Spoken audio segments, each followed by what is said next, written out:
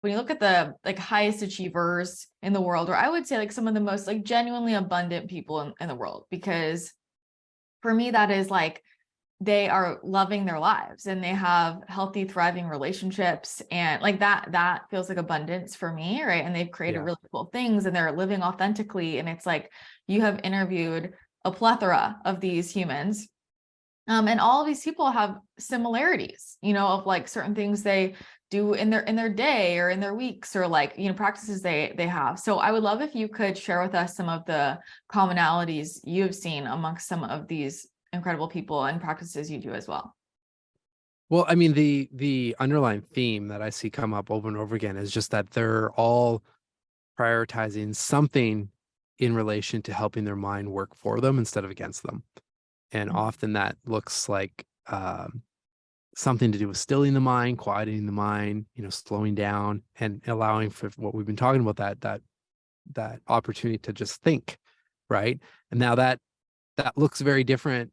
I shouldn't say very different, that there are so many different ways you can do that. And that's why I often talk about this stuff in terms of mental fitness, because just like physical exercise, there are a million different exercises you can do for your mind. The key and the question to me is just to ask, well, what are the rituals, the practices or activities that if I do this thing, I know will put my mind in a good place or a happy place. I'll smile. And, you know, journaling works for me, obviously, but exercise, breath work, I'd say breath work is probably my biggest non-negotiable. Journaling has it's been in my life for so long now that it's almost automatic, and it's integrated into everything I do. Like I don't wait for a specific time of day to journal. I do it on command kind of thing, or on demand, I should say. Whereas breath work, I just find it's just a beautiful practice to stack other things in, like visualization on the breath holds, or answering a journaling prompt again on the breath hold. Then you're also obviously activating the entire body and giving yourself a little internal workout, and so you feel it, and you can do it in a matter of minutes, right? So that's a big one that I see coming up. Of course, meditation, and everyone has different practices and whatnot. But for anyone that, you know, has said, you know, I struggle with meditation, well, then try breath work, because you'll feel it right away. And it's, you know, eventually, you know, you kind of get to a meditative state in that sense. The one that comes up most often, and that's probably the most accessible to all of us, long, quiet walks. All of these people do that.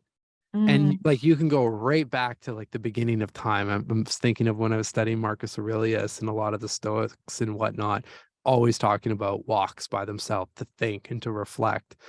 And so I've been trying to do that kind of after lunch, just even taking a 10-minute walk, no podcast or audiobook or music, and just, again, just be present and see what's around me and take in and the sights and sounds, and then breathe properly, right? That's the other big thing.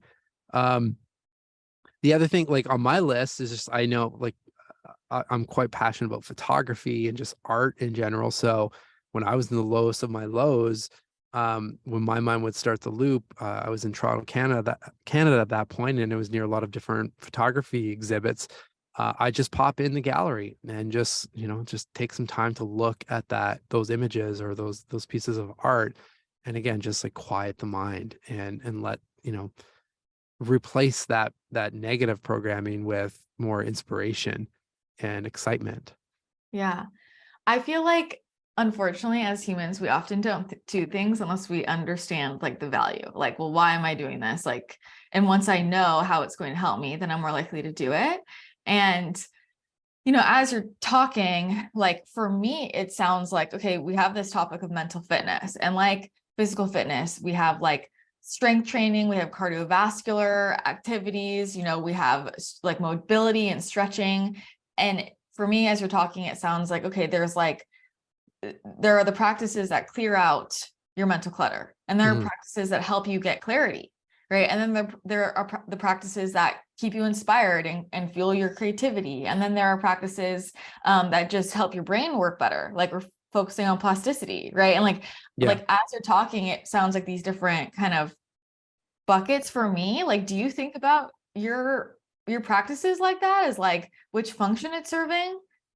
Oh yeah, 100%. Okay. Like for me, it's because to me it always falls into these things always fall into a couple buckets. It's either getting clear and blowing out some of that mental noise and whatever's going on, or it's something related to priming the mind.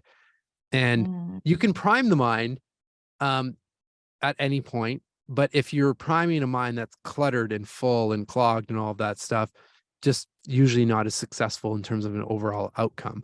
So for me, it's always and the questions that support things like this are the bigger ones. It's like, who am I and who am I striving to become?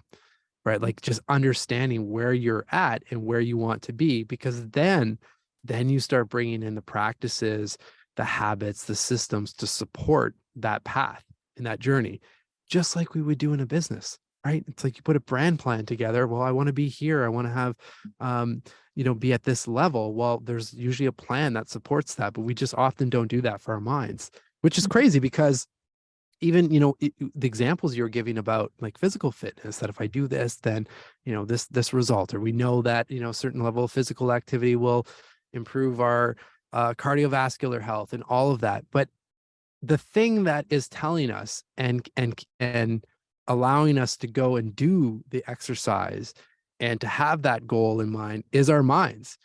So it's like the first level of defense, and the thing that if we're not trained, then we can easily out negotiate ourselves of doing the physical exercise, or the next time we're in this awesome bakery and we can't say no to the shelf of sweets essentially.